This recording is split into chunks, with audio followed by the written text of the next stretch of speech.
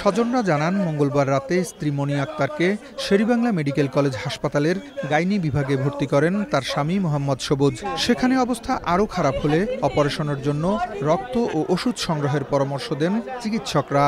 তাদের পরামর্শে সবকিছু জোগাড় করা হলেও ওই প্রসূতির অপারেশন করেননি দায়িত্বরত চিকিৎসক। এক পর্যায়ে মনি আক্তার মারা যান।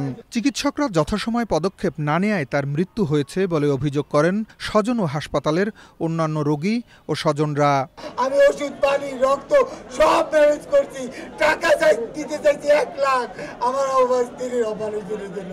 আমি সুইটি ম্যাডামের আমি বলছি, ম্যাডাম আমার স্ত্রীর একটু দেখেন, কিন্তু সে আমার ওয়ার্ডে ঢুকিয়া আমার স্ত্রীর না দেখিয়া বাইরে গেছে। আমাকে বাচ্চা লাগবে না, রুগীটা বাঁচা, ওনার ছেলেও পাও ধরে, উনিও পাও ধরে। নিজেরা মনে করে প্রাইভেট ক্লিনিক খুললে লইছে, এনে সিজার করতে যায়, সরকারি রোগীর কোনো খবরই লয় না। তবে অভিযোগ অস্বীকার করে হাসপাতালের গাইনি বিভাগের প্রধান জানিয়েছেন, যথাসময় রক্তের জোগান না হওয়ায় ওই রোগীর মৃত্যু হয়েছে।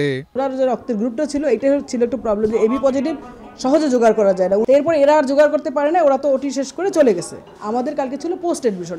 আগের দিন আমাদের ইউনিটে যত রোগী ভর্তি হয়েছে তার মধ্যে যতগুলো রোগীর জরুরি চিকিৎসার দরকার ছিল, সব রোগীর ওরা অপারেশন করা, অন্যান্য সমস্ত ফলত ওরা বাসায় চলে গেছে। প্রসূতির মৃত্যুতে হাসপাতালে উত্তেজনা বিরাজ করায় অপ্রীতিকর পরিস্থিতি এড়াতে অতিরিক্ত পুলিশ মোতায়েন করেছে হাসপাতাল কর্তৃপক্ষ।